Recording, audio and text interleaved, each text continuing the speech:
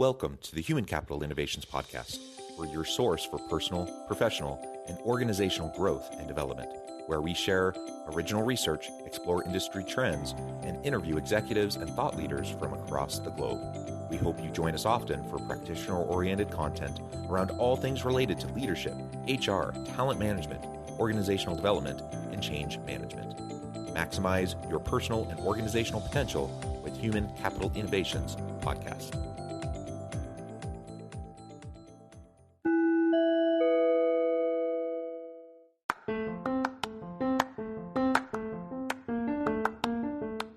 If you enjoy the Human Capital Innovations Podcast, enjoy ad-free listening by going to the Patreon page, and please consider contributing even at the producer or sponsorship level. And please leave a review. Thank you for your support.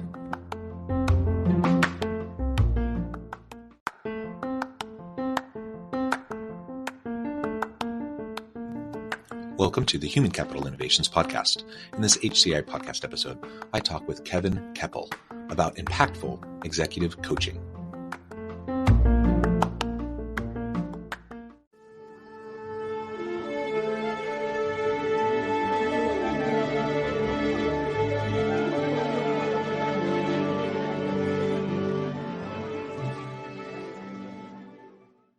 Kevin Kepple, welcome to the Human Capital Innovations Podcast. Thanks, John. Glad to be here. Yeah, it's a pleasure to be with you. Where are you joining us from today? Dallas, Texas. Yeah, hopefully the weather is nice there. It's been snowing all week here. I'm south of Salt Lake City in Utah. I'm not sure how many total inches we've received, but it's literally been snowing nonstop all week. So yeah. Oh my gosh. We're just boning up, for a nice white Christmas. Anyways, it's a pleasure to be with you. Today, we're going to be talking about impactful executive coaching. Before we get started, I just wanted to briefly introduce Kevin and share a brief bio. Kevin Kepple is an executive coach and host of the Unlock Your Freedom podcast. And Kevin, I would love it if you could share just a little bit more about your coaching practice, your experience, as well as your podcast and what that's all about. Sure. So I get to gratefully work with different types of leaders to really help them spend more time doing what they love and really bringing their greatest work into the world. And we do that by really helping them align with whatever their natural genius looks like. And, that's the whole deal, right? We want to grow as much as we can so we can give more. And, as leaders, that's the deal. So how can we influence people in more productive and profound ways? And through our podcast, we kind of increase our volume and connect with different types of leaders and help them unpack how they like to serve, and with hopefully actionable ideas that inspire and empower the folks that come and listen to what we have to offer. I can say, obviously we're on this podcast having a conversation today. I find it enriching and invigorating to have these conversations with thought leaders and coaches and executives, just like I know you do on your podcast. I think there's just tons of value in having these conversations. So I appreciate you taking your time to come on with me and to share your insights and wisdom with me and my audience. Let's go ahead and just launch on in and talk a little bit more about executive coaching. What is it about executive coaching that got you into it? Why is that a big focus of what you do? And then we can start to talk about how to do that more successfully and impactfully. Sure. So, like a lot of people, I went to college and had no idea really what I wanted to do. I knew I wanted to do something probably in the business world, which is a huge, massive, wide open thing to, go after, but I just didn't have any clarity. And so I went through college and got out, and I didn't really get much additional clarity. I got a degree, which was awesome, but I got into professional sales. And like a lot of industries, if you're successful in your role, you get promoted to leadership positions, and suddenly you're in charge of a team or people. And that was pretty overwhelming, because I really had no idea how to lead. I thought it was, telling people what to do, which is not leadership, that's management. And fortunately, I did have the wherewithal to hire a coach. And then it was great, because it's so nice to have somebody who's a little farther down the road than you, or maybe a lot farther down the road than you, to help you see, where you're wasting your energy or blocking it, or simply not even using it in productive ways. And, it's not to be perfect. It's just to help you see what better looks like. And it's really powerful, because if it's you alone, you're just in this echo chamber, and, you don't know if the feedback you're giving yourself is accurate. And then you can start falling, victim to your own limiting beliefs and stories, and it can really hamper your growth. And, like I said earlier, the point's to grow as much as we can and give it all away. And, one of the best ways you can do that is find somebody that, you believe in, that believes in you, and, just be humble and help, go after what you want together. It's a lot of fun, and it's really powerful. Yeah, it is powerful. And, in this space that we work in, we want to make an impact. We want to influence and see the ripples of the work that we're doing, and coaching, is one of those great ways to do it. And if we are impactful with one executive coaching client who then turns around as a more effective, impactful leader within their organizations, they may impact, in hopefully positive ways, hundreds, if not thousands of employees and their families. That's a lot of ripples. And so that's something that I also feel strongly about and I'm excited about in this work. You also mentioned something that I think is really important, and that is the echo chamber idea. I think all human beings fall into that trap. We all have our own biases. We all have our own baggage and assumptions and mental models, the way we make sense of the world. And because of that, it's just very, very easy to slip into kind of this mindset of, if you think a certain way, that's what everyone else thinks. If you've always done it a certain way, that's the way you should continue to do it. To have a perception of yourself that may be completely out of whack with how other people perceive you and those interactions that you have with them. And so that's one of the greatest benefits of having a really skilled executive coach, is having someone who can, they can be the mirror that you hold up in front of yourself. So you can have some realistic feedback. You can talk through issues. They can ask all the right questions and help you think through things in ways that perhaps you haven't considered before. Get out of your echo chamber so that you can actually look at things with fresh lenses. And when you can do that, you start to shine a light on those hidden areas, those areas that maybe are, weaknesses or opportunities for growth that previously you either hadn't been aware of, or you were kind of vaguely aware of them, and for whatever reason you decided to kind of stick those on the shelf and not think much about them. Yeah, absolutely. And I think you touched on such a great point. The coaching environment is so powerful, just to have a safe place where you can get your thoughts out in front of you. And, there's not really a bias. And if there is a bias, it's to help you get whatever it is you want. And it's great to have somebody help you maybe just see where you're not seeing things accurately. And so often we make these judgments of ourselves, or judgments of situations or people, and whatever you judge, like, that's the end of your understanding, because then you're like working to prove this judgment right. And if it's some belief that limits your behavior, then that's gonna harness you and keep you in this like static position, and you continue kind of defending the fort of that belief instead of progressing and evolving to new levels of you. And there's no stay the same in this world. If you're stuck with limiting beliefs, you're actually regressing, because the world's still revolving around you, just not probably in the way you want it to revolve around you. And so I think just having humility is such a massive superpower. And, humility to me is, seeing the good and the value in other people and in their ideas.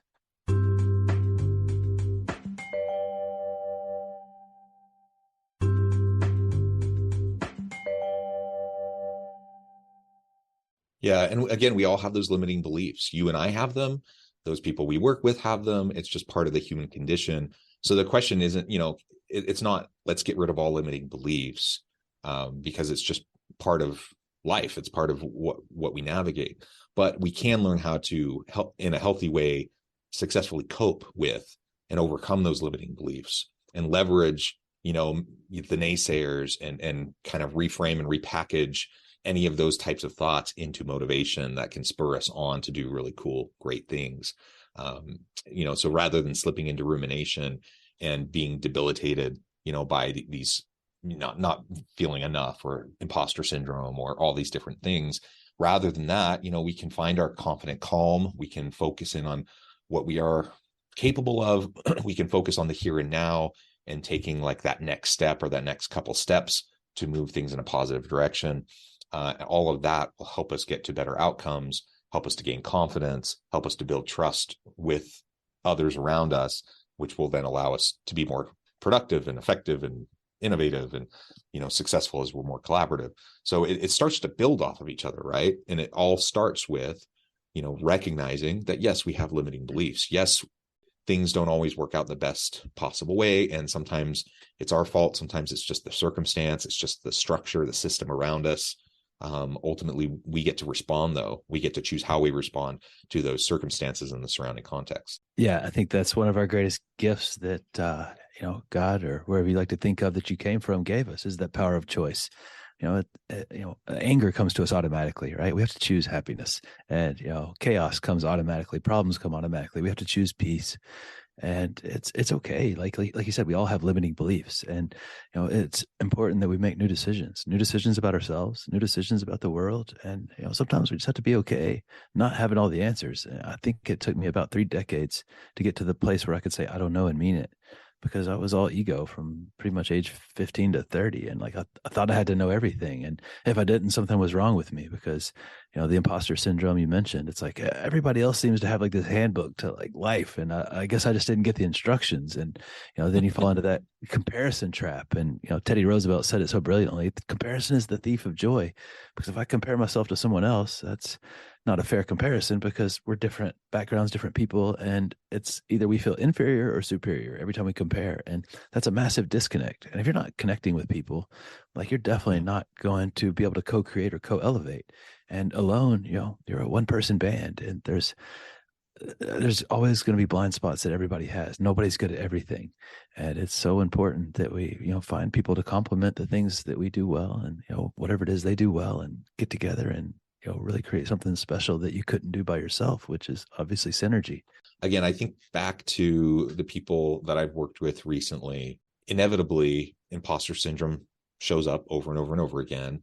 And I think most leaders, people who find themselves in managerial leadership and executive roles, they often find themselves thrust into those roles without a lot of preparation. Most leaders haven't been trained on how to be successful leaders. They were good at whatever they did. They had technical expertise in whatever functional area they were in. And then because they were good and effective in that job, they got promoted, and now they're in a leadership position. They don't really know how to lead teams or people, and they're just kind of figuring it out as they go. And so it's natural that you would have imposter syndrome in that situation. And then you would compare yourselves to other people around you. There's all this talk around executive presence. So you have people who are blustery and kind of this faux confidence and acting like they have it all figured out. And then you're like, well, I don't have it all figured out. What's wrong with me? So the reality is they don't have it figured out either. Like, they're pretending. Right. And, it's one thing to develop some internal locus of control and some confidence. I think that's important. But, faux confidence doesn't really mean much of anything, and most people can see through that. So if you find yourself in a new leadership role and you're struggling to get your footing, and you feel that imposter syndrome, sometimes people will refer to, fake it till you make it. Now, I'm not a fan of that term. Particularly, it just seems inauthentic to me, to fake it till you make it. In its essence, it's the reality that we're all learning along the way. I tend to use the phraseology around, you're like building the plane while you're flying it. So I'm not faking it till I make it. I'm not trying to pretend that I have it all figured out.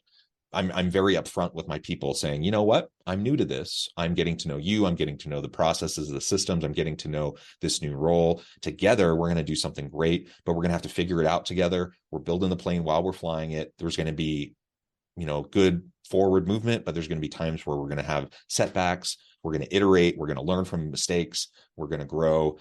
That's in my mind, a very different framing. And it's one most people can get behind. Most people recognize that the leader doesn't have it all figured out, that they don't have all the answers. They appreciate them being straightforward with them, and they appreciate being included in the process of the growth of the team.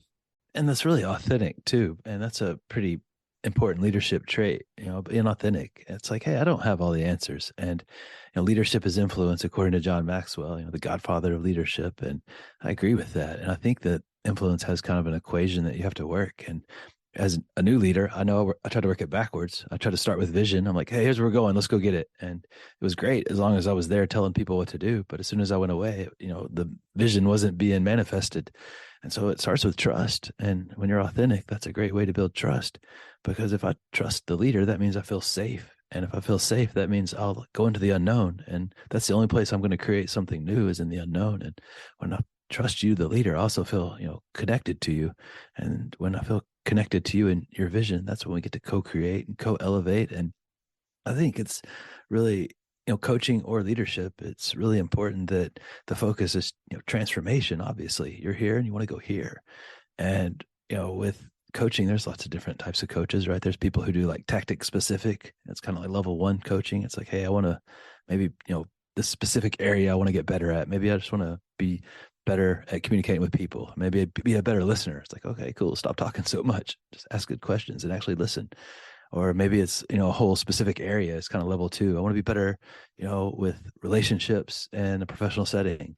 And then level 3 is like what we're looking for. That's transformational coaching, which is like where you help people create, deep insights about themselves and about life so that they fundamentally shift the way they do things. And as a leader, you can really create transformational leadership. And it's so simple. It's, helping people understand where you want to go, but trusting them to use their unique gifts and abilities to get there. And, whatever plan they bring you, you can make it better, sure. But if you tell them, hey, do it this way, then what's the point in hiring brilliant people or talented people? And, Steve Jobs had that great quote when he was at Apple the second time. He's like, hey, we don't hire smart people so we can tell them what to do. We hire smart people so they can tell us what to do. And, the goal is to inspire and empower, right? Because if I inspire you, I stimulate you to action and motivate you, and then empower, give you the tools and the knowledge of what to do with that stimulation. And it's so simple, but it's not always easy. And that takes a different level of maturity and personal security, personal like centeredness, and to be able to acknowledge, that you're bringing the team around you to leverage their expertise. You are not the end all be all. You are not, as the leader, the expert. They are the experts that you're leveraging, right? And it's kind of the old model, the old school approach to leadership, where you have, the boss, the manager, the executive, who kind of pulls all the strings and kind of almost manipulates and uses carrots and sticks and levers to get people to do what they want them to do. That command control model, that more kind of top down, authoritative kind of a model to leadership, just doesn't work in the modern world of work. There are particular circumstances where that kind of approach can be effective in the short term, but as a general approach in the knowledge economy, it's not an effective approach. And if you make it all about you as the leader and everything has to funnel through you because you're the expert, you're the one that knows, there's no possible way that you know everything. So if you try to do that, people are just going to see through it a mile away, and they're going to think you're an arrogant prick, and you're not going to get the best out of your team, and you're going to be a bottleneck and blah, blah, blah. If you can't acknowledge that you're hiring the best people who probably are better than you in technical areas, if you can't do that, if you're not secure enough in yourself and with your leadership style and approach to be able to do that, you're going to end up hiring subpar people, having a subpar team. Everything's going to funnel through you. Your team isn't going to perform well. You're going to look bad as a leader. So ironically, the best way to be successful as a leader and to look amazing and accomplish really great things with your team is to have some more intellectual humility, to lean into their potential and expertise and support them and develop them. And when you do that, then the sky's the limit and what you can achieve.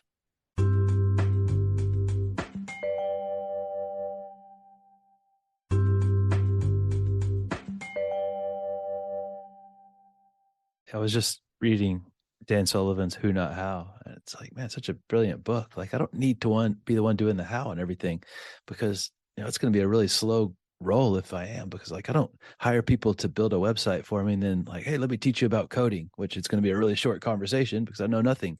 And it's really frustrating when you find yourself doing things that you have no talent at.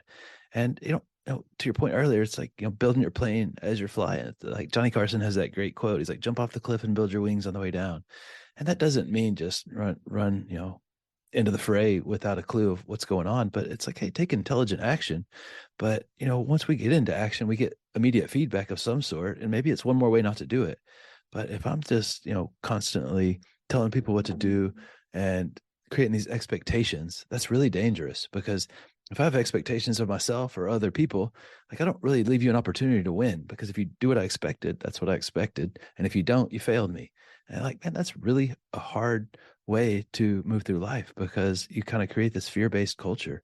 And if I'm constantly in fear, I'm not creating, I'm just reacting to whatever is. And every time I react, I create resistance, and that leads to more resistance. And on and on, and then stress and overstress, and it's just chaos, and there's nothing innovative happening, and it's just like this Groundhog Day version of your business, but it's not like fun like Bill Murray was having in the movie, right? It's like less and less effective and less inspiring to you.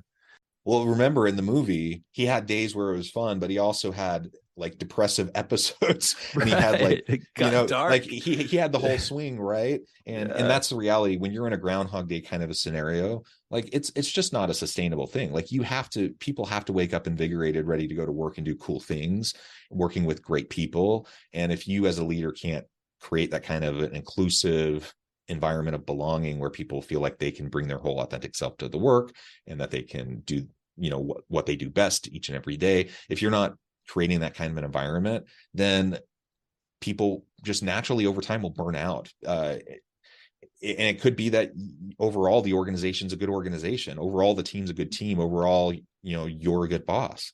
But if it becomes stagnant, that's the kiss of death. Not only will you no longer be innovating in a way to add value to the market to help you maintain your competitive advantage, to continue to exist as an organization, but people just won't be engaged. They won't be invested as much. They'll start to go through the psychological withdrawal or the quiet quitting. They'll start to be looking for other opportunities that will excite them. And so let's just focus on creating that within our teams. And there are so many different ways you can get coached. So when we talk about executive coaching, like you mentioned, it includes a whole lot of things. Ultimately, one of the greatest benefits, I think, is for anyone listening, anyone who's in any sort of leadership capacity, to take some time to do some self-reflection, consider where your strengths lie, where some of your weaker areas are, maybe some of the gaps that might exist in how you approach and deal with your team and in your interactions with other people and how you perform your job. And then reach out and have some initial conversations with some coaches. I'm of the belief that pretty much everyone could benefit from having a good executive coach, just like most people can benefit from having a good therapist. Most people will benefit, just having those external people that you can run things by, you can get input back from. Like that is just super, super valuable in the super messy, complex world that we live in. So if we want to continue to put our best foot forward, to lead effective teams where we help our people to put their best foot forward, then I think coaching is a really great way to go about gaining that self-awareness that you talked about earlier. Yeah, absolutely. I mean, that's what, the power of coaching is. It's somebody who tells you not what you want to hear, but what you need to hear to get where you want to go. And, if you're a professional, look at any professional athlete, they have a coach. If you were watching, an NFL football game, there was no coaches on the sideline, that would be wild. Or, if Roger Federer didn't have a coach, that would be odd. Right. And if you want to be a high level professional, you got to treat yourself like a professional. And it's like so simple. If I want to be above average, I got to do things that are above average. And, average players don't have coaches because, they're okay with the status quo. That doesn't make them bad people, but if you want to do exceptional things, then you have to do things that other people aren't doing. And not all coaches are the same. Like you said, find somebody that resonates with you, that their values line up with your values. And even coaches that I had that I didn't feel like were probably the best fit for me, I still got a lot out of the interaction. Because just the universe rewards effort in that way, I feel. And find somebody that resonates with you and have a call with them, or just read some of their content, watch their videos, and connect with them, and just go into it with a very open mind and open heart. See where it can go.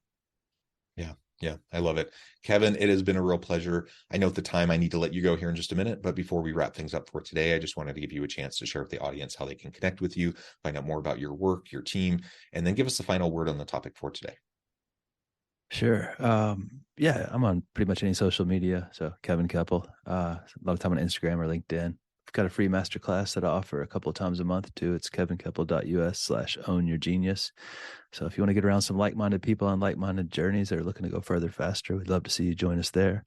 And, a final word on leadership and coaching. I think one of the skills that's often overlooked is kindness. If you just are intentional about being kind more than you're being right, really good things are going to happen in all of your relationships and interactions. And that goes for, yourself too. You got to love yourself first, or you don't have any to share with other people. Yeah. Well said. Kevin, it's been a real pleasure. I encourage my audience to reach out, get connected, find out more about what Kevin can do for you. And as always, I hope everyone can stay healthy and safe, that you can find meaning and purpose at work each and every day. And I hope you all have a great week. Do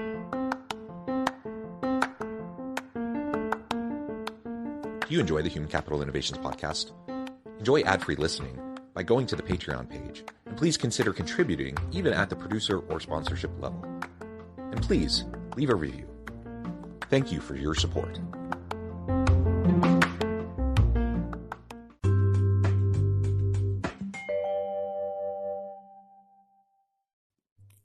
Thanks again for joining us for this episode of the Human Capital Innovations podcast.